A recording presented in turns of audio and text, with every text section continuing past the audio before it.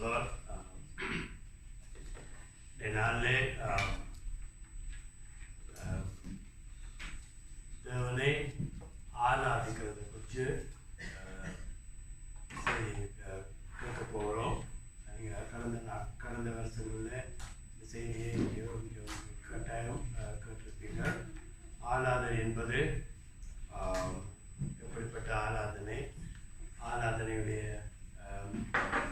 ஆழங்கள், அந்த காரியங்களை நாங்கள் ஆண்டோடைய உதவியோடு பரிசுத்த ஆவியாருடைய உதவியோடு நாங்கள் இன்னைக்கு பார்க்க போகிறோம். முதலாவது ஆராதனை என்று நாங்கள் விளங்குவதற்கு பரிசுத்த ஆவியார் நாங்கள் உதவி செய்வதாக. நாங்கள் ஒரு காரியத்தை கற்க வேண்டும் என்று சொன்னால் நாங்கள் எப்பொழுதும் ஆண்டவருக்கு முன்பாக சிறு பிள்ளைகளைப் போல வர வேண்டும். என் ஆண்டவர் தன்னுடைய ஆழங்களை, ரகசியங்களை மத்திய 11ஆம் அதிகாரத்தில் சொல்லுகிறார். சிறு பிள்ளைகளுக்குத்தான் இந்த வெளிப்படுத்தலை வச்சிருக்கிறார். ஞானிகளுக்கும் கல்விமான்கள் இவர்களுக்கும் இதை மறைத்து சிறு பிள்ளைகளைப் போல இதயமுள்ள தாழ்மை உள்ள இவர்களுக்கு தான் ஆண்டவர் வெளிப்பாடுகளை வச்சிருக்குன்னு சொல்லி ஆண்டவர் சொல்லுகிறார். ஆகவே நாங்கள் எப்பொழுதும் உலக காரியங்களுக்கு நாங்கள் எங்களுடைய அறிவை, எங்களுடைய ஞானத்தை பயன்படுத்தலாம். ஆனால் ஆண்டவருடைய காரியங்களை கற்பதற்கு எப்பொழுதும் சிறு பிள்ளைகளை போல நாங்கள் மாறுற பொழுதுதான் ஆண்டவர் அந்த வெளிப்பாடுகளை எங்களுக்கு வச்சிருக்கிறார். ஆகவே ஆராதனை கற்று நாங்கள் அதை பார்க்க முதல் ஆராதனை பற்றி இருக்கிற தவறான கருத்துக்கள், மிஸ்கன்செப்ஷன்களை நாங்கள் பார்ப்போம் என்று சொன்னால், ஆராதனை அநேகம் நினைக்கிறது சண்டேஸில் ஞாயிற்றுக்கிழமையில் மாத்திரம் நடக்கிற ஒரு காரியம். அது உண்மையே அல்ல. உண்மையாக தேவனை ஆராதிப்பவர்களை ஆராதிக்கிறது நாங்கள் எங்களுடைய லைஃப் ஃபுல்லாக. நாங்கள் எப்பொழுது ஆண்டவரை அறிகிறோமோ அந்த நாளில் இருந்து எங்களுடைய தேவனை ஆராதிக்கிறது, தேவனை மகப்படுத்துறது எங்களுடைய லைஃப்பில் ஒவ்வொரு நாளும் ஒவ்வொரு நிமிஷமும் நடக்கிற ஒன்று. ஒரு நாளும் மறக்கக்கூடாது. ஆராதனை என்பது சண்டே மார்னிங், சண்டே ஈவினிங்கில் நடக்கிற ஒன்று இல்லை. அது எப்பொழுது ஒரு லைஃப்பில் தேவனை ஆராதிக்கிறது நடக்க வேண்டும். ஆராதனை என்ற என்னன்னு சொல்லி பார்க்க முதல் பொதுவான காரியங்களை நாம் பார்க்கிறோம். அது மாத்திரமல்ல, நாங்கள் தேவனை ஆராதிப்பதற்கு, தேவனை தொழுது கொள்வதற்கு எங்களுக்கு எந்த கிஃப்ட்ஸும், எந்த தாளந்துகளும், எந்த தாளந்துகள், எந்த கிஃப்ட்ஸும் எங்களுக்கு தேவையில்லை. தேவன் இதயத்தை பார்க்கிறவர். எங்களுடைய பாடல்கள் எப்பொழுதும் இதயத்திலிருந்து வர வேண்டும். ஆண்டவர் சொல்லுகிறார், நீங்களோ வாயினால் துதிக்கிறீர்கள், உங்களுடைய இதயமோ தூரமாக இருக்குன்னு சொல்லுகிறார். ஆகவே நாங்கள் பாடல்கள் பாட வேண்டும், துதிக்க வேண்டும். ஆனால் ஆண்டவர் முதலாவது பார்க்கிறது இதயத்தை. காயினும் ஆபேலும் துதிக்க ஆராதிக்க தேவனுக்கு காரியத்தை தேவனை பலிப்படுத்த போறார்கள். ஆனால் தேவன் ஆபேலை அங்கீகரிக்கிறார், காயினை தள்ளுகிறார். ஆகவே எங்களுடைய இதயம்தான் தேவனுக்கு முதலாவது முக்கியம். அது மாத்திரமல்ல, ஆராதனை என்று சொன்னால் தனியே பாடல்கள் மாத்திரம் பாடுறதல்ல, பாடலாக பாடிட்டு நாங்கள் போறதல்ல. ஆராதனையில பாடலும் ஒரு பகுதி. ஆனால் ஆராதனையில எப்பொழுதும் முக்கியமாக இருக்கிறது எங்களுடைய இதயத்துல இருந்து நாங்கள் ஆண்டவரை துதிக்கிறதும் பாடல்களும் வர வேண்டும். அதிலும் பார்க்க எங்களை அர்ப்பணிக்கிறது தான் தேவன் அதிக பிரியமாக இருக்கிறார். அது மாத்திரமல்ல, ஆராதனையை காலத்து காலம் நாங்கள் மாற்றிக்கொண்டிருக்க கூடாது. இளம் சமுதாயங்களை மாற்றுறதுக்காக எங்களுடைய மியூசிக்களை மாற்றுறதும், செட்டப்புகளை மாற்றுறதும், கலர் லைட்டுகளை அடிக்கிறது எல்லாம் அது எங்களுடைய சொந்த பலத்தை காட்டுது. ஒரு நாள் மறக்கக்கூடாது. லேவிய புத்தகத்தில் பார்க்கிறோம், ஆரோனுடைய பிள்ளைகள் அங்கு ஒரு ஸ்ட்ரேஞ்சான அந்நிய அக்கினி அங்கு கொண்டு வருகிறார்கள். அந்நிய அக்கினி என்று சொன்னால் தேவன் எப்படியாக ஒரு ஆராதனை நடக்க வேண்டும் என்று தேவனுடைய வழிகளை விட்டு தங்களுடைய சொந்த பலத்தில் இந்த அக்கினியை கொண்டு வந்தால் நல்லம் என்று சொல்லி அவர் கொண்டு வந்த பொழுது தேவன் கோபம் அடைஞ்சு அவர்களை அந்த பலிப்பிடத்திலே தேவன் கொள்ளுகிறார். ஆகவே நாங்கள் எப்பொழுதும் தேவனுடைய ஆராதனையை தேவனுடைய வழியில செய்ய வேண்டும். பரிசுத்த அலங்காரத்தோடு தேவன் சொன்ன வழிகளில் ஆராதிக்கிற பொழுது நாங்கள் தேவன் மகிமை அடைவார். அவர்களை அட்ராக்ட் பண்ண வேணும், அவங்க அந்த கூட்டத்தை எடுக்க வேணும், இந்த கூட்டத்தை எடுக்க வேணுன்றதுக்காக இந்த ஆராதனை முறைகளை நாங்கள் மாற்றக்கூடாது. எப்பொழுதும் அதெல்லாம் தேவன்ல சாராமல் எங்களுடைய சொந்த பலத்தில் சாடுற பொழுது அது தேவனுக்கு முன்பாக அந்நிய அக்கினியாக இருக்கிறது. அதில் நான் கவனமாக இருக்க வேண்டும். அதேத்தில் ஆராதனையை நாங்கள் சொல்லக்கூடாது. நான் விரும்பின மாதிரி என்னுடைய வழியில் நான் எப்படியும் ஆராதிப்பேன், நீங்கள் எங்களுக்கு சொல்லாதீங்கன்னு ஒருவர் சொல்லக்கூடாது. ஏனென்னா ஆண்டவரை ஆராதிக்கிறவர்கள் ஆவியோடு மாத்திரமல்ல உண்மையோடு, அதாவது சத்தியத்தோடும் ஆராதிக்க வேண்டும். ஆமென். நான் கல்லுக்கு முன்பாக நிற்பேன், மண்ணுக்கு முன்பாக நிற்பேன், அதை நீங்கள் சொல்லக்கூடாது, கேட்கக்கூடாது. கல்லுக்கு முன்பாக விழுந்து வணங்குவேன் என்று சொல்லக்கூடாது. என்று சொன்னால் எங்களுடைய ஆண்டவர் உயிருள்ள ஆண்டவர். அவர் சொன்ன வழியில தான் அவரை ஆராதிக்க வேண்டும். ஆமென். அதாவது அவருடைய பரிசுத்த அலங்காரத்தோடு பயத்தோடு பக்தியோடு அவரை ஆராதிக்க வேண்டும். ஆமென். நச்ச மாதிரி நாங்கள் எல்லா காரியங்களையும் ஆற்றி எல்லாத்தையும் செய்துட்டு எந்த பயம் இல்லாமல் நாங்கள் ஆண்டவருக்கு முன்னாக வருகிற பொழுது ஆண்டவர் அதை வெறுக்கிறவராக இருக்கிறார். ஆமென். அப்படியாக ஆராதனை என்பது உலகத்தில் நடக்கிற எல்லா காரியத்திலும், ஒரு சபையில் நடக்கிற, சேர்ச்சில் நடக்கிற காரியங்களில் என்னுடைய அறிவில் செய்தியை பார்க்கலாம் ஆராதனை இன்னும் அதிகமாக பரிசுத்தமாகவும் பயத்தோடும் பக்தியோடும் இருக்க வேண்டும். ஆமென். செய்தி கர்த்தர் உங்களுக்கு கொடுக்கிறது, ஆனால் ஆராதனை நாங்கள் கர்த்தருக்கு கொடுக்கிறது. ஆமென். நாங்கள் கர்த்தருக்கு கொடுக்கிறதை பயத்தோடும் பக்தியோடும் பரிசுத்த அலங்காரத்தோடும் நடுக்கத்தோடும் ஆமென் ஆமென் அப்படியாக கொடுக்கிறது தேவனுக்கு கொடுக்கிற ஆராதனையாக இருக்கிறது. ஆமென். ஆகவே ஆராதனை என்ற வார்த்தை அது இங்கிலீஷ்ல வர்ஷிப் என்ற வார்த்தை worthy, அதாவது தகுதியுடையவர். ஆமென் ஆமென். வர்ஷிப் என்ற வார்த்தை வர்ஷிப் என்று சொல்லி, அதாவது இதற்கு தகுதி உடையவர் என்று சொல்லி அந்த வார்த்தையில தான் ஆங்கிலத்தில் வர்ஷிப் என்று சொல்லுவாங்க. ஆராதனை என்று சொன்னால் நாங்கள் இப்போ பாடியது போல ஆராதனை நாயகன் நீரே என்று சொல்லி, பிரதர்ஸ் சிஸ்டர்ஸ், ஆராதனை நாங்கள் ஆராதனை ஆமென் நன்றி சொல்ற ஒரு பகுதி இருக்கு, ஆராதனையில துதிக்கிற ஒரு பகுதி இருக்கு. அதை நாங்கள் மனுஷருக்கு நன்றி சொல்லலாம், மனுஷரையும் புகழலாம். ஆனா ஆராதனை என்று சொல்லி விழுந்து வணங்கி உமக்குத்தான் எல்லாம், நீர்தான் இதுக்குரியவர் என்று சொல்றது கர்த்தருக்கு மாத்திரம். ஆமென் ஆமென். மனுஷருக்கு நன்றி சொல்லலாம், தேவனுக்கு நன்றி சொல்லலாம், மனுஷரை புகழலாம், மற்றவர்களை தேவனை புகழலாம். ஆனால் ஆராதனை, அதாவது முழுக்க எங்களை அர்ப்பணிச்சு தாழ பணிந்து இதுக்கு நீர்தான் உரியவர் என்று சொல்லி ஒப்பு கொடுக்கிறது தேவனுக்கு மாத்திரம். ஆமென் ஆமென். அதை மாத்திரம் தேவன், அதை மாத்திரம் ஒவ்வொருவரோடும் பங்கெடுக்க மாட்டார். ஆமென் ஆமென். நீங்கள் மற்ற காரியங்களுக்கு தேவன் பொறுமையாக இருப்பார். நீங்கள் ஆராதனையிலே நீங்கள் வேறு அந்த ஆராதனை கர்த்தருக்கு கொடுக்க வேண்டிய மகிமை, அந்த கணத்தை வேறு யாருக்காவது எந்த வழியில கொடுத்தாலும் கர்த்தரால் அதை தாங்க முடியாது. ஆமென். அவர் எரிச்சல் உள்ள தேவன். ஆமென் என்று சொன்ன அவரே வேதத்துல பார்க்கிறோம். வெளிப்படுத்தல் 4ஆம் அதிகாரம் 11ல அவர் ஆராதனைக்கு தகுதி உள்ளவராக இருக்கிறார். ஆங்கிலத்தில் இருக்கிறது, you are worthy, O Lord, to receive glory and honor and power, for you created all things and by you they exist and they were created. ஆமென். நீரே ஆராதனைக்குரியவர். ஏனென்று சொன்னா நீரே சகலத்தை உண்டாக்கியவர். அல்லேலூயா.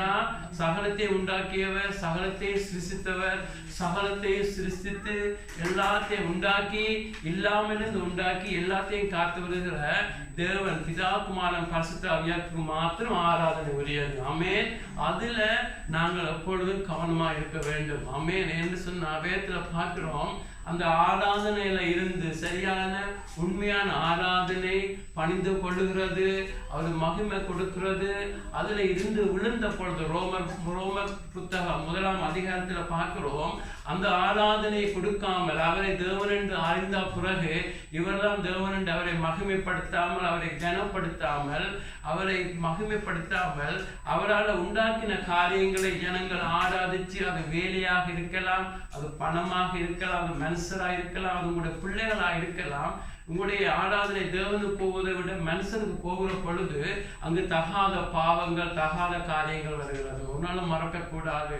எங்கெங்கு நாங்கள் சிருஷ்டித்த தேவனை நாங்கள் தொழுது பணிந்து அவருக்குரிய மகிமையை கொடுக்காமல் நாங்கள் போகிற பொழுது அங்கு அந்த வீட்டிலே தகாத காரியங்களுக்கு தேவன் ஒப்பு கொடுக்க முடியும்.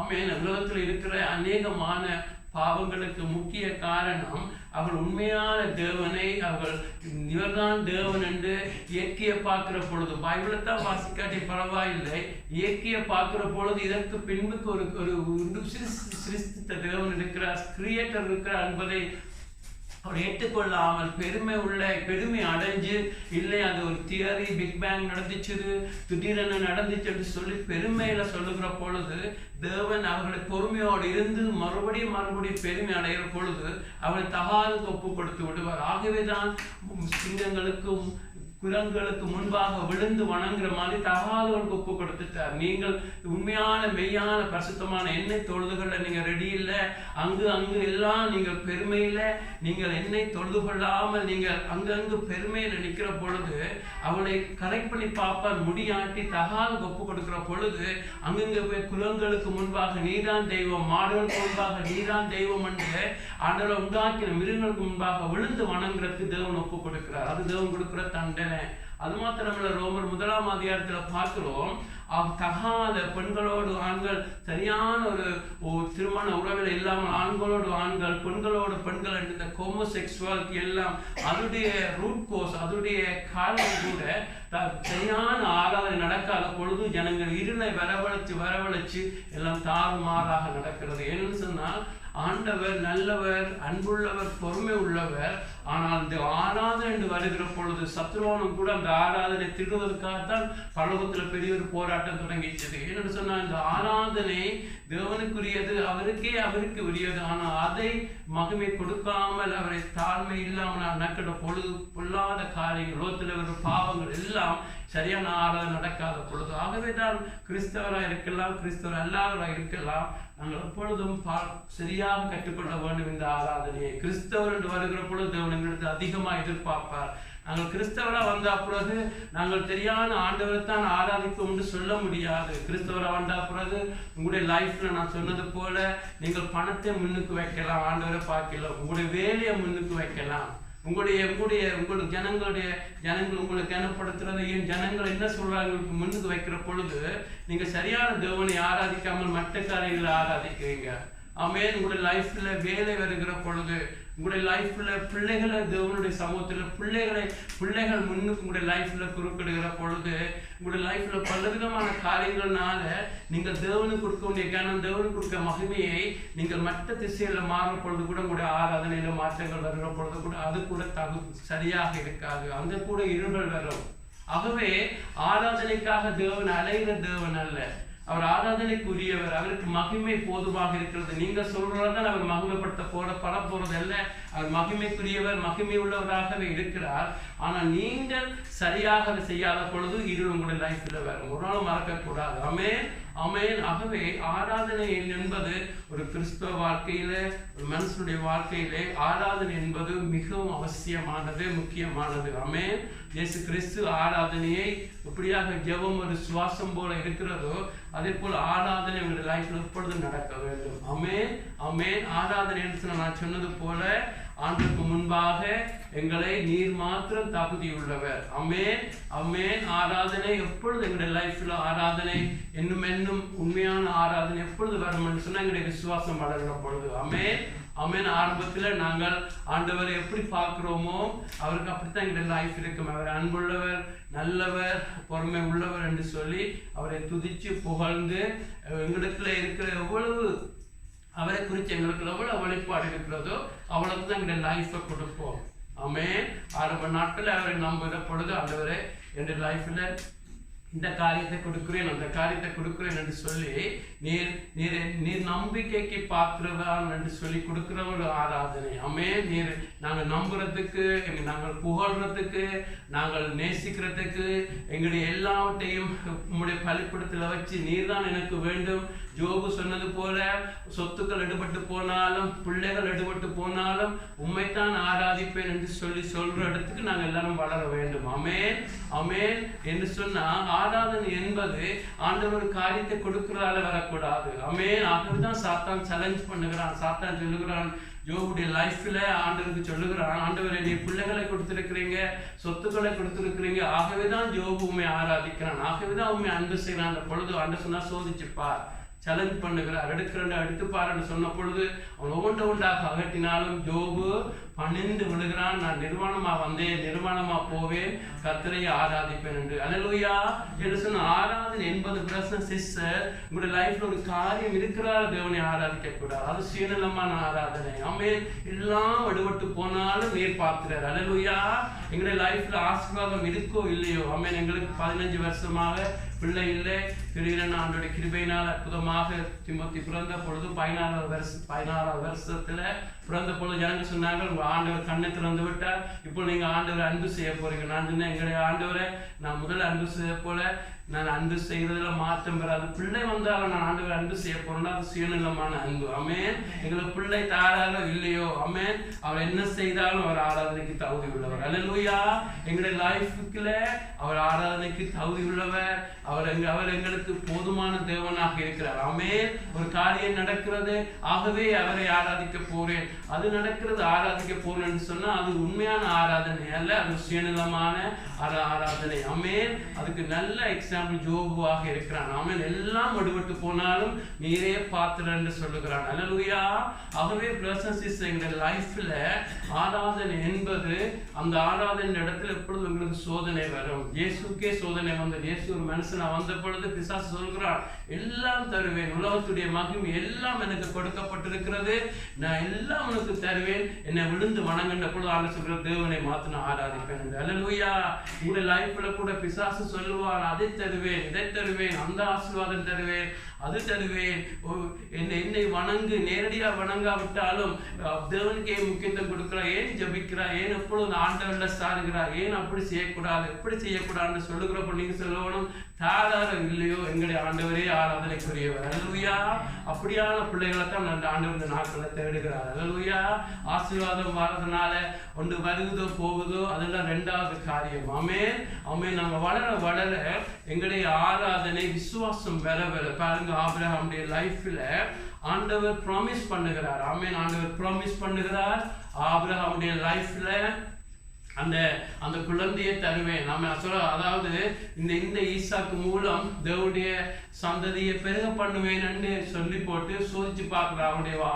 அவனை சோதிக்கிறார்கள், தன்னுடைய வார்த்தையை நம்புகிறானா என்று சொல்லி என்று சொன்ன பொழுது அவனுடைய வயசான பொழுது ஆண்டு சொல்கிறார், அந்த ஈசாக்கை கொண்டு வந்து பலிபீடத்துல தகன பலியாக ஒப்பு கொண்ட பொழுது ஆபிரகாம் எந்த கேள்வியும் இல்லாமல் 3 நாள் நடந்து வந்து பலிபீடத்தில் வைக்கிறாங்க. என்று சொன்ன ஆபிரகாமுக்கு தெரியும், தேவன் சொன்னவர் செய்வார் என்று. ஆமென். அவனை தகன பலியாக ஒப்பு கொடுத்தாலும் அவர் சொன்னதை அவர் செய்வார். ஆமென். அவனை தகன பலியா எரிச்சாலும் அவனை உயிரோடு எழுப்பி அவன் மூலம் இந்த சந்ததியை பெருக பண்ணுவாங்க ஆண்டவரை நம்பினான் ஆபிரகாம். ஆமென்.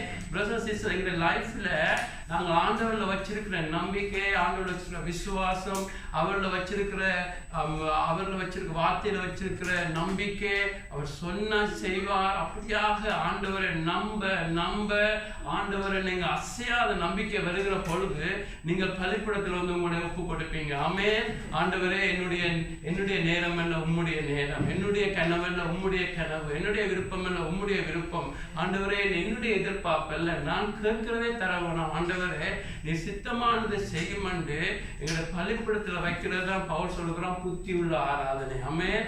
ஆமென். ஆராதனையில எங்களுக்கு ஆரம்ப நாட்கள் ஜனங்களும் சொல்ல முடியாது, வாங்க உங்களையே ஒப்பு கொடுங்கன்னு பொழுது ஜனங்களுக்கு பயமா இருக்கும், இந்த ஆண்டவரை நம்பி எப்படி நான் என்னை ஒப்பு கொடுப்பேன் என்று. ஆனா வளர வளர ஆபிரகாமே முதல் நாள கேட்டிருந்தா ஓடி இருப்பாள். முதல் நாள்ல ஆண்டவர் மெசொப்பொத்தாமியா விட்டு வெளியாக வாழ்ந்த பொழுது ஒரு விசுவாசத்துல நடந்து வருகிறான்.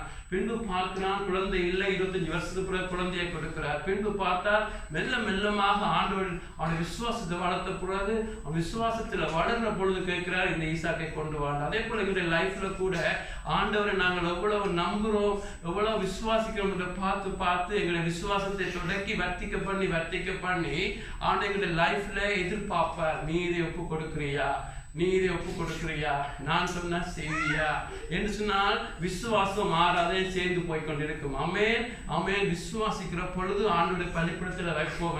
எங்களுடைய விருப்பம் அல்ல, எங்களுடைய நேரம் அல்ல, எங்களுடைய சித்தம் அல்ல. ஆண்டவரே, எங்களுக்கு சரியா பட்டாலும் அது எங்களுக்கு இம்பார்ட்டன்ட் இல்லை. உம்முடைய சித்தம், எங்களுக்கு உம்முடைய அன்பில் எங்களுக்கு நம்பிக்கை இருக்கிறது, உம்முடைய பாசத்துல நம்பிக்கை இருக்கிறது, உம்முடைய ஞானத்துல எங்களுக்கு நம்பிக்கை இருக்கிறது, உம்முடைய அறிவில நம்பிக்கை இருக்கிறது. ஆகதான் ரோமர் 12ஆம் அதிகாரத்துல பவுல் சொல்லுகிறான், 17 அதிகாரம் வரை தேவனுடைய அன்பு, தேவனுடைய பாசம், தேவனுடைய முன்னறிவு எல்லாவற்றையும் பார்த்த பவுல் சொல்லுகிறான், இப்படிப்பட்ட தேவனிடத்தில் உங்களுடைய நீங்க ஜீவபலியாக ஒப்புக் கொடுங்க. அல்லேலூயா. இப்படிப்பட்ட தேவன் என்று நாங்கள் அறிய வேண்டும். ஆமென். ஒருத்தனை பற்றி வற்புறுத்த கூடாது. இப்படிப்பட்ட தேவன் நல்லவர், அன்புள்ளவர். ஆகதான் நாங்கள் விசுவாசத்தில் வளர வளர பலிபீடத்தில் எங்களை வைக்கிறது, எங்களை கொடுக்கிறது. அது புத்தியுள்ள ஆராதனை, தேவனுக்கு முன்பாக அக்செப்டபிள் வர்ஷிப் என்று சொல்லப்படுகிறது. ஆமென். சாதுவா கொடுக்கிறது, அங்கே கொடுக்கிறது பரவாயில்லை. ஆனா அங்க வளர வளர ஆண்டவரே உம்முடைய சித்தம், நீர் குயவன், நாங்கள் களிமண், உம்முடைய விருப்பம் போல வனையும். ஆண்டவரே, களிமண் சொல்றது இல்லை குயவனுக்கு எப்படி வனைய சொல்லி, அவன் களிமண் அப்படியே தன்னை ஒப்பு கொடுக்கிறது போல ஆண்டவரே உம்மிடத்தில் ஒப்பு கொடுக்கிறேன், உம்முடைய விருப்பம் போல வனையும், உடைக்கிறண்டா உடையும், நோவு வந்தா வரட்டுக்கும் என்று உங்களை ஒப்பு கொடுக்கிறதா ஹையஸ்ட் ஃபார்ம் ஆஃப் வர்ஷிப் என்று சொல்லுவாங்க. ஆமென் என்று சொன்ன ஆராதனை என்பது எப்பொழுது வருகிறது? ஆண்டவரை இன்னும் என்ன நம்ப நம்ப. ஆமென் ஆமென். ஆண்டவரை நம்ப நம்ப அவர் அதிலே அது கூட ஒரு ஆராதனை. என்று சொன்னா நீங்கள் ஆண்டவரை நம்புகிற பொழுது அவரை நீங்க மகிமைப்படுத்துறீங்க. அல்லேலூயா. ஆண்டவரை சந்தேகப்படுகிற பொழுது அவரை துக்கப்படுத்துறீங்க, கோபப்படுத்துறீங்க. ஆனா ஆண்டவரை நம்பி நம்பி ஆபிரகாம் அங்கே வந்து ஈசாக்கை கொடுத்த பொழுது ஆண்டவர் சந்தோஷப்படுறதை பாருங்க. இப்பொழுது நான் கண்டுகொண்டேன், நீ எனக்கு பயப்படுகிறவன் என்று சொல்லி வரப்போற பல ஆசீர்வாதங்களை சொல்லுகிறார். ஆமென். நாங்கள் ஆண்டவரை நம்பி எங்களுடைய லைஃப் ஒப்பு கொடுத்து, நீர் குயவன், நான் களிமண், உங்களுடைய இஷ்டம் போல வணையுங்க, உங்களுடைய விருப்பம் போல வணையுங்க, பிடுங்கிறத பிடுங்குங்க, உடைக்கிறத உடையுங்க என்று சொல்லி எங்களை ஒப்பு கொடுத்து, நீர் ஆராதனைக்கு தகுதி உள்ளவர், என்னுடைய லைஃப் உமக்கு கொடுக்கறதுக்கு நீர் தகுதி உள்ளவர், உமக்காக மறிக்கிறதுக்கு நாங்கள் எங்களை ஒப்பு கொடுக்கிறதுக்கு நீர் தகுதி உள்ளவர், எங்களுடைய அன்புக்கு நீர் தகுதி உள்ளவர், எங்களுடைய பாசத்துக்கு நீர் தகுதி உள்ளவர், எங்களுடைய துதிக்கு நீர் தகுதி உள்ளவர், எங்களுடைய பிள்ளைகள் எல்லாம் உமக்கு ஒப்பு கொடுக்கிறதுக்கு நீர் தகுதி உள்ளவர் என்று அவரிடத்தில் ஒப்பு கொடுத்து முழுமையாக ஒப்பு கொடுத்த வாழ்க்கை ஆராதனுடைய உச்சகட்டமாக இருக்கிறது. அல்லேலூயா. எங்களுடைய லைஃப்ல பிரதர்ஸ் அண்ட் சிஸ்டர்ஸ், அது பெரிய காரியமாக இருக்க வேண்டும். ஆமென். ஆகவே ஆராதனை என்பது மிகவும் கிறிஸ்தவ வாழ்க்கையில மிகவும் ஒரு இம்பார்ட்டன்டான ஒன்று. ஆமென் ஆமென். அப்படியான உண்மையான ஆராதனை செய்கிற பிள்ளைகளை தேவன் தேடுகிறார் என்று சொல்லி அவர் வசனத்தை பார்த்து நாங்கள் அதை பார்த்து முடிக்க போகிறோம். ஆமென். இயேசு இந்த உலகத்திலே வந்த பொழுது பார்க்கிறார், யோவான் 4ஆம் அதிகாரம் 23 24, யோவான் 4ஆம் அதிகாரம் 23 24 பார்க்கிறோம். உண்மையாய் தொழுது கொள்ளுகிறவர்கள் பிதாவை ஆவியோடும் உண்மையோடும் தொழுது கொள்ளும் காலம் வரும், அது இப்பொழுதே வந்திருக்கிறது. தம்மை தொழுது கொள்ளுகிறவர்கள் இப்படிப்பட்டவளா இருக்கும்படி பிதாவானவர் விரும்புகிறார். தேவன் ஆவியா இருக்கிறார். அவரை தொழுது கொள்ளுகிறவர்கள் ஆவியோடும் உண்மையோடும் அவரை தொழுது கொள்ள வேண்டும். ஆமென். அல்லேலூயா. பிரதர்ஸ் அண்ட் சிஸ்டர்ஸ், இதிலே ஆண்டவர் சொல்லுகிறார், இயேசு இந்த உலகத்திலே வந்து மனுஷனாக வந்த பொழுது 2000 ஆண்டுகளுக்கு முதல் பிதாகுமான பரிசுத்தாவிய ஒரே தேவன் இந்த உலகத்தில உங்களுக்காம் எனக்காம் மனுஷனா வந்து உங்க சமாரிய பெண்ணுக்கு, ஆமென், சமாரிய பெண்ணுக்கு அங்கே அவளுக்கு ஒரு கணவன் போய் அடுத்த கணவன் அவளுக்கு ஒரு ஒரு ஒரு ஒரு ஒரு இச்சி என்ற பாவத்துல விழுந்து அவள் அந்த கணவன் இந்த கணவன் மாறி மாறி மாறி ஒரு திருப்தி இல்லாத வாழ்க்கை வாழ்ந்து கொண்டு வாழுகிற பொழுது ஆண்டவர் அவளுக்கு ஒரு முக்கியமான போதனையை செய்கிறார், அங்க ஆராதனையை குறித்து. ஆமென் ஆமென். ஆராதனை எங்களுடைய லைஃப்ல உண்மையான ஆராதனை நடக்கிறப்போ எங்க லைஃப்ல திருப்தி உண்டாகும். ஆமென். இல்லாட்டி நாங்கள் உலகத்துக்கு பின்புக்கு போவோம், மனுஷனுக்கு பின்புக்கு போவோம், பணத்துக்கு பின்னுக்கு போவோம். மனுஷனுடைய புகழ்ச்சியில தான் எங்களுடைய திருப்தி, எங்களுடைய ஐடென்டிட்டி, எங்களுடைய அடையாளம் முழுக்க மனுஷனிலும் மற்ற காரியங்களும் தேடுவோம். ஆனால் அப்படியாக அலைஞ்சு திரிஞ்ச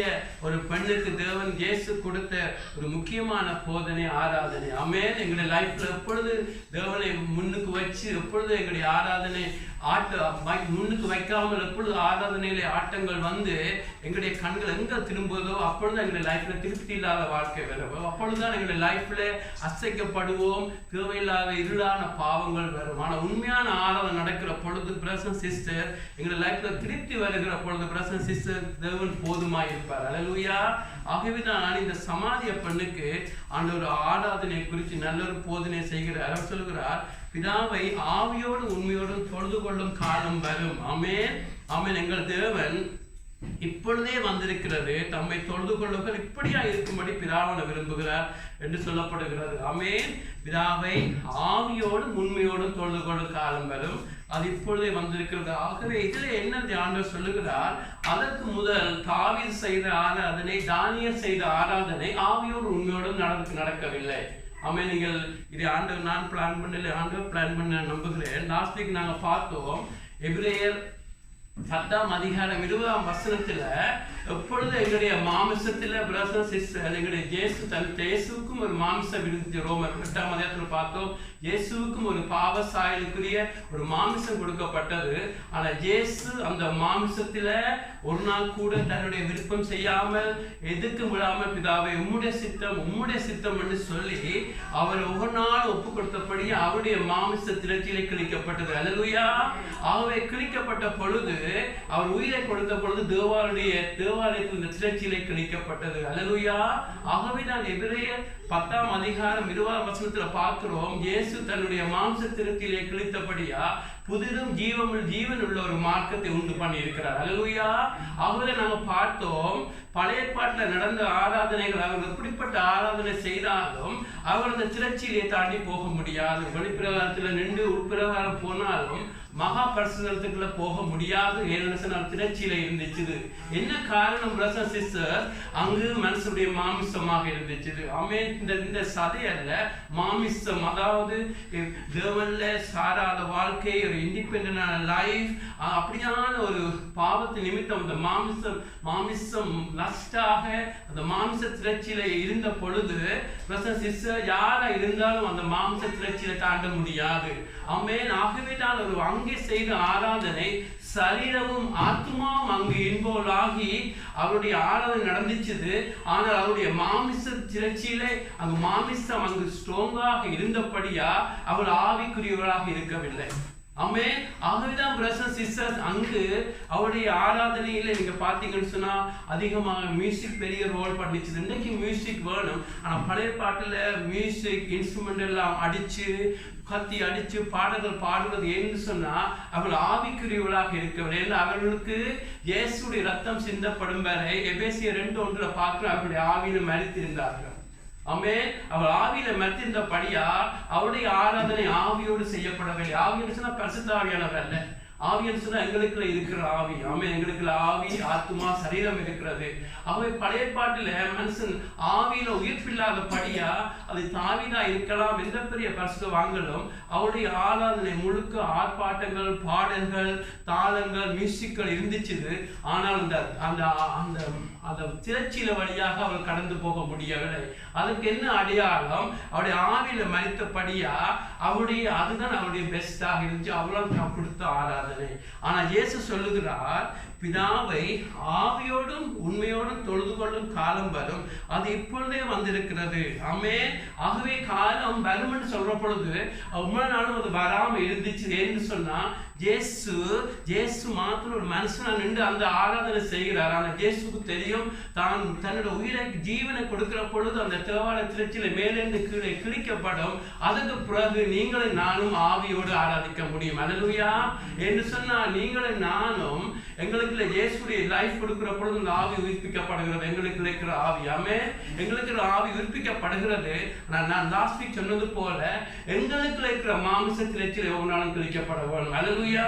இயேசு உலகத்தை ஜெயிச்சிட்டார், ஆகவே நாங்கள் ஜெயிக்க முடியும். அதே போல இயேசு தன்னுடைய மாம்ச திரட்சியிலேயே எல்லாத்துக்கும் ஆண்டவரே உம்முடைய சித்தம் என்னுடைய விருப்பம் எல்லாம் ஒப்பு கொடுத்தபடியா அவருக்குள்ள இருந்த அந்த பாவசாயலுக்குரிய அந்த திரட்சியிலே ஒவ்வொரு நாளும் கிழிக்கப்பட்டது.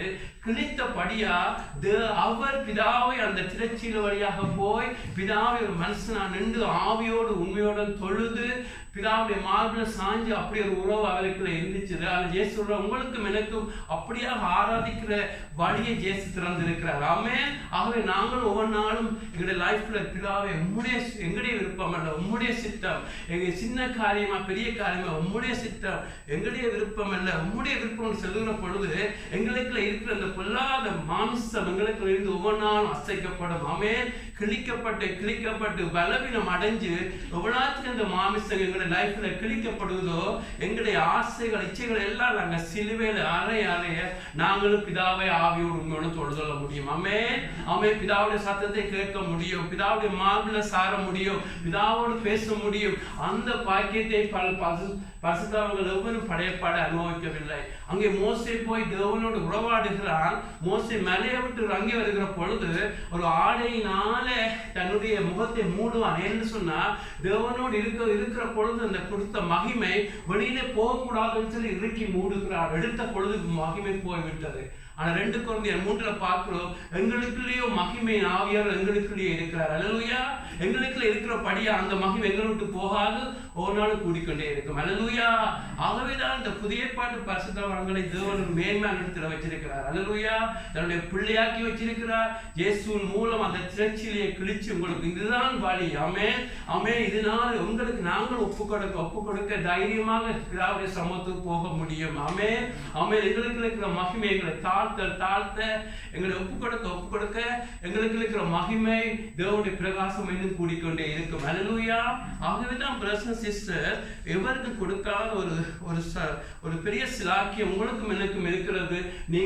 நீங்கள் தேவனை ஆவியோடு தொழுது கொள்ள முடியும், உள்ளத்திலிருந்து தொழுது கொள்ள முடியும். என்று சொன்னா மறுபடியும் நான் சொல்லுகிறேன், பாடல்கள் பாடுகிறது, மியூசிக்குகள் இம்பார்ட்டன்ட். ஆனால் நீங்கள் உங்களுடைய மாமிசத்துல கிழிவு பெற அம்மே இந்த சரீரம் அல்ல, மாமிசம் உங்களுக்குள்ள இருக்கிறது. மாமிசம் என்று அந்த எதிரியை நீங்கள் ஒவ்வொன்றாலும் நோகடிக்க எவ்வளவுக்கு மாமிசம் சாகடிக்குதோ அவளத்தை நீங்கள் ஆவிக்குரியவர்களாய் மாற நீங்கள் தேவனுக்கு ஒப்பு கொடுக்கிறதும் தேவனை தொழுது கொள்ளுகிறதும் தேவனுடைய சமூகத்தில் ஒப்பு கொடுக்கிறது எல்லாம் இன்னும் ஸ்ட்ராங் ஆகும். ஆமென். இந்த தேவன் ஆவியாக இருக்கிறார். அல்லேலூயா.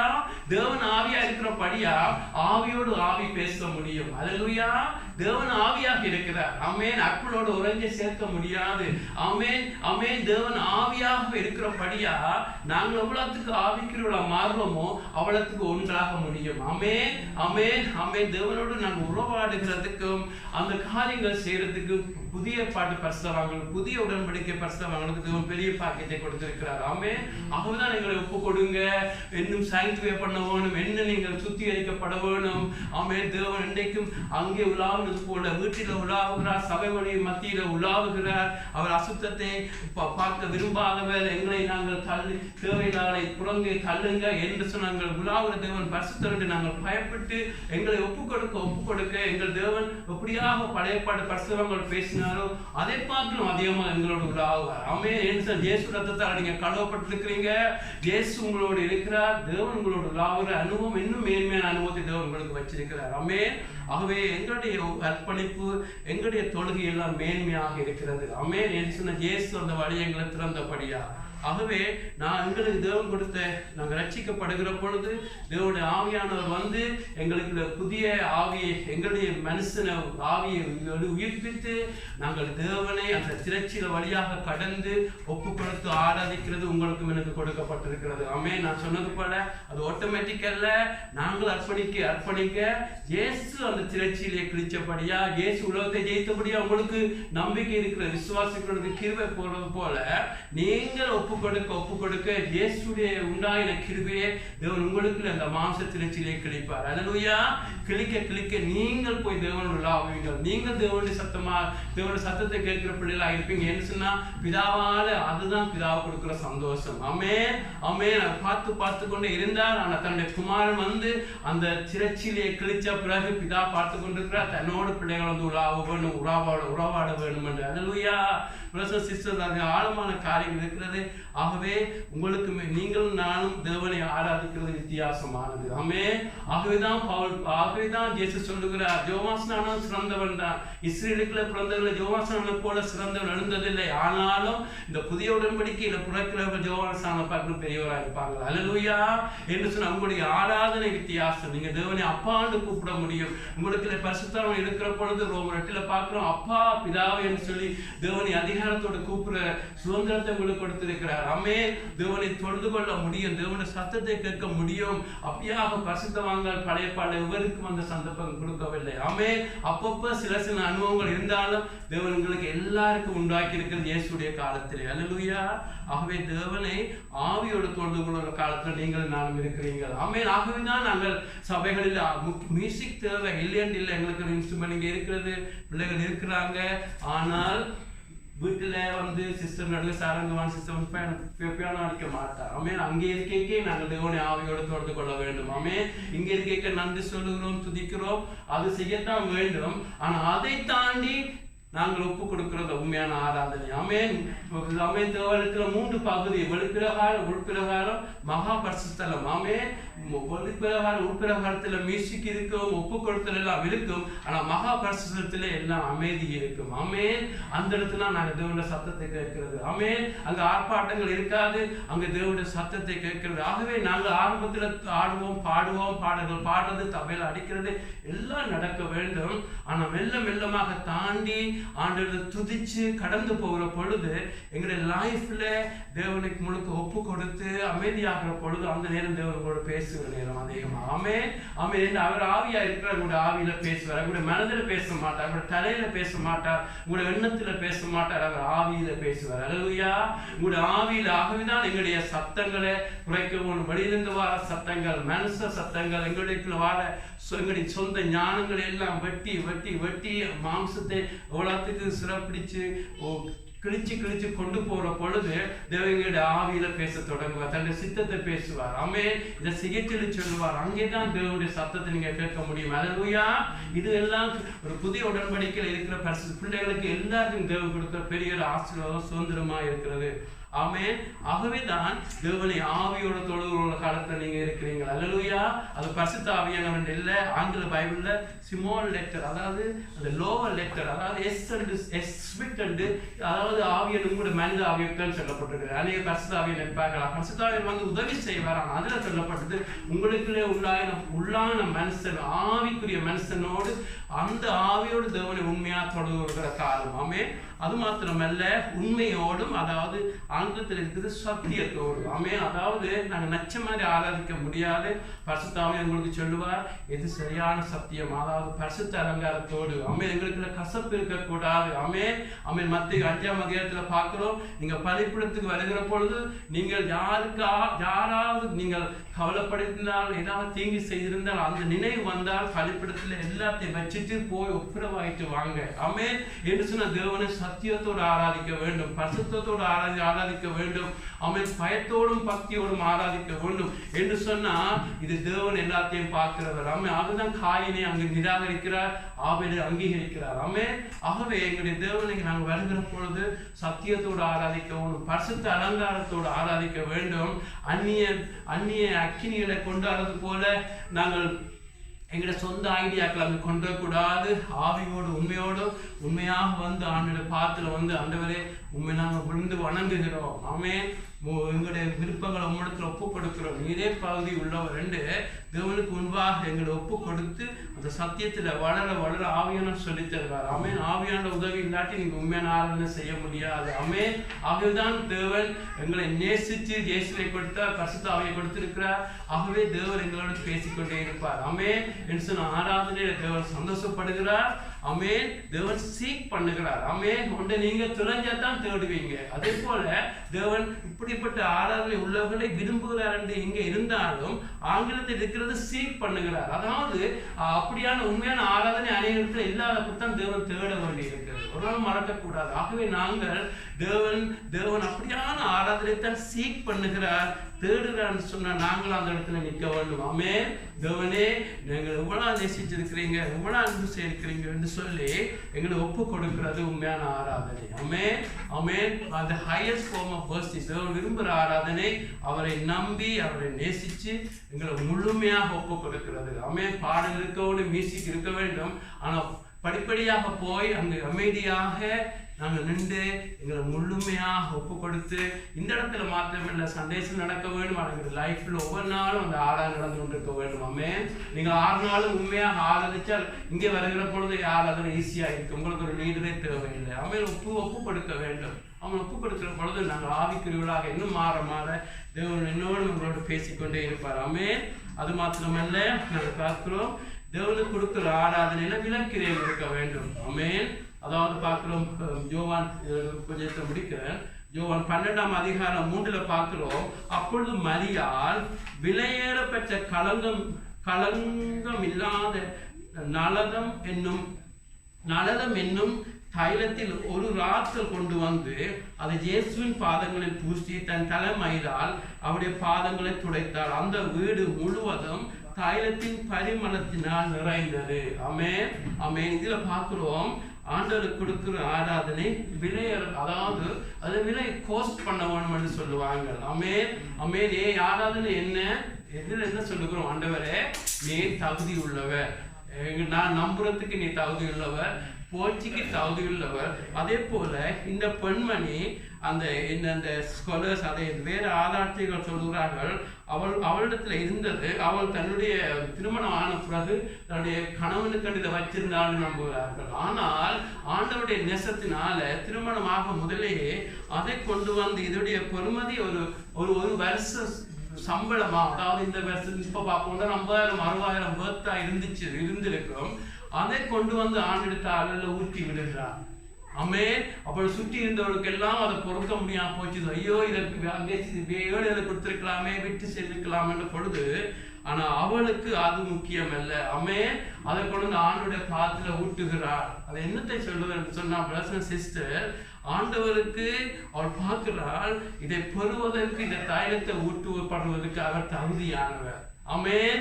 ஆமென். உலகத்து மக்களுக்கு அது வேஸ்ட் போல இருக்கும். ஆமென். ஆண்டவருக்கு வாழ்றது, ஆண்டவருக்கு ஒப்பு கொடுக்கிறது, ஆண்டவருக்கு ஊழியம் செய்கிறது, ஆண்டவருக்கு ஒரு பாவம் செய்யாமல், ஆண்டவருக்கு பரிசுத்தப்படுத்துறது, தேவையில்லாத காரியங்களை பார்க்காமல், பாவ காரியத்தில் போகாமல், உலக காரியங்களை போகாமல் ஆண்டவருக்கு வாழ்ற பொழுது உலக மக்களுக்கு அது வேஸ்ட் போல இருக்கும்.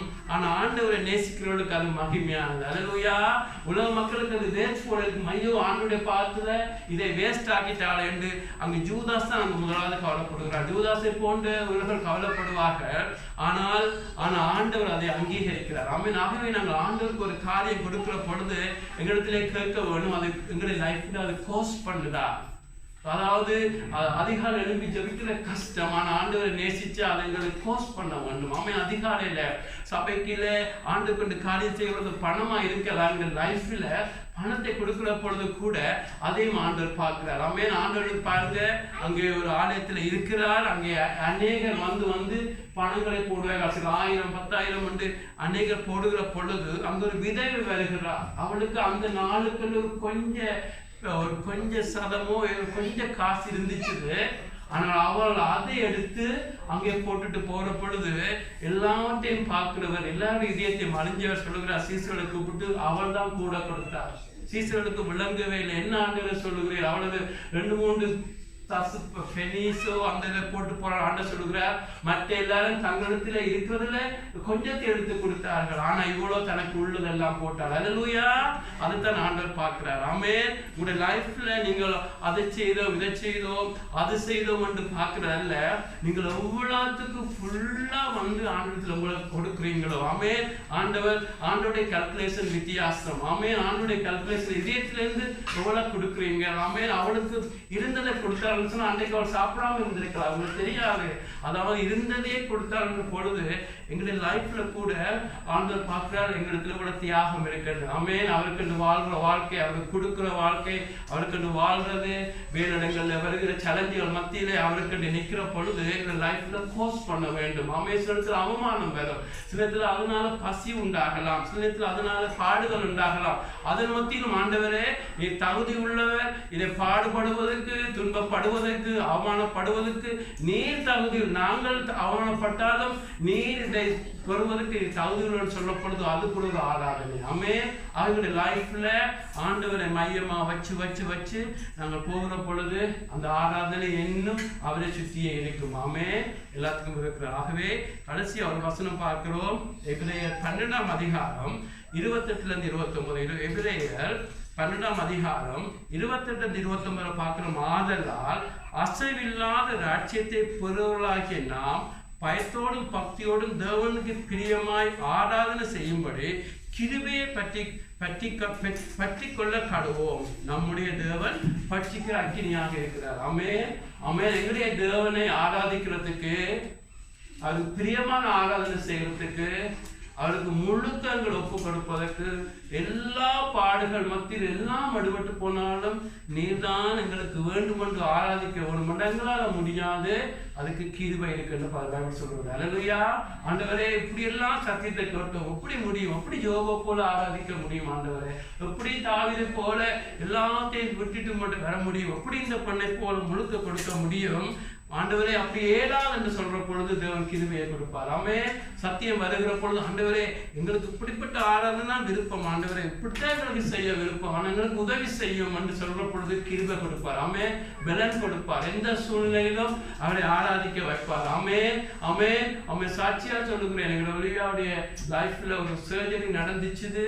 அது கடைசி மெயின் சர்ஜரியில அப்படியே ஒரு சாட்டர்டே இரவு சண்டே போல அவளை தண்ணி நம்பிக்கொண்டே போகுது. தண்ணி நம்பிக்கொண்டு அது அவருடைய லங்ஸ்ல எல்லாம் 2-3 65% மேற்பட்டெல்லாம் தண்ணி எல்லாம் நிரம்பி அவருடைய சுவாசம் எல்லாம் அப்படி டைவ் பண்ணிக்கொண்டே போயிடுச்சுது.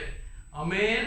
அப்படியாக நடக்கிற பொழுது ஒரே போராட்டம். அவளுக்கு என்ன நடக்குமோ பொழுது அல்ல நாம் இருக்கு. நான் 2 பேரும் முழங்காப்படி சொன்ன ஆண்டவரே அவளை எடுத்துக்கொண்டா கூட நாங்கள் உண்மை நேசிக்கிறத மாற மாட்டோம். ஆமென்.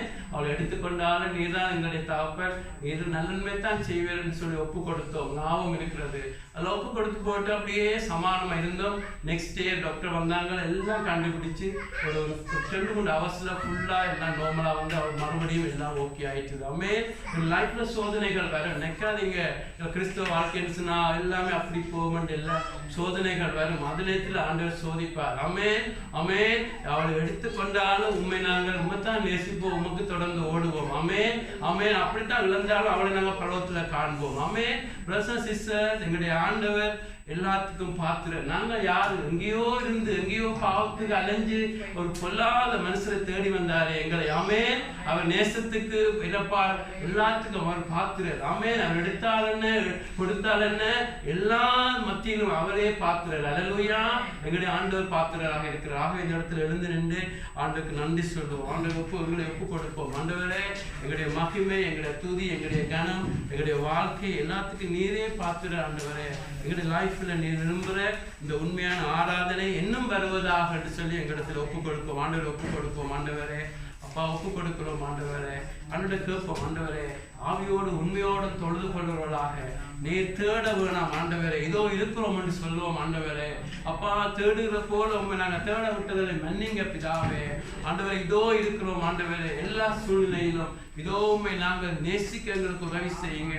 உண்மை ஆராதிக்க எங்களை அர்ப்பணிக்க ஆண்டவரே எல்லா பாடுகள் மத்தியிலும் உமக்கு முன்பாக நின்று ஆண்டவரே தகப்பனே ஆண்டவரே நீரே ஆராதனைக்குரியவர் என்று விசேஷமாக இந்த பொல்லாத நாட்களிலே அந்த கிறிஸ்து எனி டைம் வரப்போற நாட்கள்ல ஆண்டவரே எல்லா சேலஞ்ச் மத்தியிலும் ஆண்டவரே எங்களை கிருபை தாங்க அப்பா. உமக்கு நிற்பதற்கு உம்மைத்தான் ஆராதிப்போம் என்று சொல்லி நிற்கிறதுக்கு எங்களை கிருபைகளை தாங்கப்பா. உமக்கு நிற்க எங்களை பலனை தாங்க ஆண்டவரே. மறுதளிக்காம இருக்க கிருபை தாங்க ஆண்டவரே. எல்லாம் எடுபட்டு போனாலும் நீரே ஆராதனைக்குரியவர், நீரே தகுதி உள்ளவன்று நிற்பதற்கு அப்பா உம்முடைய கிருபையை நாங்கள் பற்றி கொள்ளுகிறோம் ஆண்டவரே. ஆண்டவரே, உண்மை ஆராதிக்கிறதுக்கு, உண்மை நேசிக்கிறதுக்கு அதுக்கு நடுவில் எவரும் வர வேண்டாம். எங்களுடைய ஊழியம் வர வேண்டாம், எங்களுடைய குடும்பம் வர வேண்டாம், பிள்ளைகள் வர வேண்டாம், பணம் வேலை ஒன்றும் வேண்டாம் ஆண்டவரே. நீரும் நாங்களும் என்று சொல்லி அர்ப்பணிக்கிற வாழ்க்கை எங்களுக்கு எல்லாருக்கும் தாரும் ஆண்டவரே. இந்த சத்தியத்துல நடப்பதற்கு கிருபையை தாரும் ஆண்டவரே. விரும்புகிறோம் கிருபை தாரும் ஆண்டவரே. எடுபட்டு போனாலும் என்னதான் எங்களுடைய லைஃப்ல நடந்தாலும் நீர் ஆராதனைக்குரியவர் ஆண்டவரே. உண்மை நாங்கள் பிசாசுக்கு முன்பாக தலைகுனியா விடாம எங்களை பாதுகாத்துக் கொள்ளுங்கப்பா. மனுஷருக்கு முன்பாக, இந்த விபச்சார சந்ததிக்கு முன்பாக உண்மை தலைகுனிய விடாமல் நீரே ஆராதனைக்குரியவர் என்று சொல்லி ஆண்டவரே நாங்கள் நிற்பதற்கு எங்களுக்கு உதவி செய்யும் ஆண்டவரே. எங்களுக்கு உதவி செய்யும் ஆண்டவரே. ஆண்டவரே, சாத்ராக், மேஷாக், ஆபேத்நேகோ சொன்னார்கள், எங்களுடைய தேவன் தப்பிக்க வல்லவர், அவர் தப்பிக்காமல் போனாலும் அவரையே ஆராதிப்போம் என்று நின்றார்கள் ஆண்டவரே. அப்படித்தான் உண்மையான ஆராதனை, அந்த ஆராதனை எங்கள் லைஃப்ல இந்த சபையில வருவதாக ஆவியோடு தொழுது கொள்ள ஆண்டவரே, தகப்பனே, எங்களை அழைச்சதுக்காக நன்றி சொல்லுகிறோம். உண்மையை ஆவியிலோடு உண்மையோடு தொழுது கொள்வதாக சந்ததியாக மாற்றும். செய்தி கேட்கிற ஒவ்வொருவரையும் ஆசீர்வதிங்க நல்ல பிதாவே.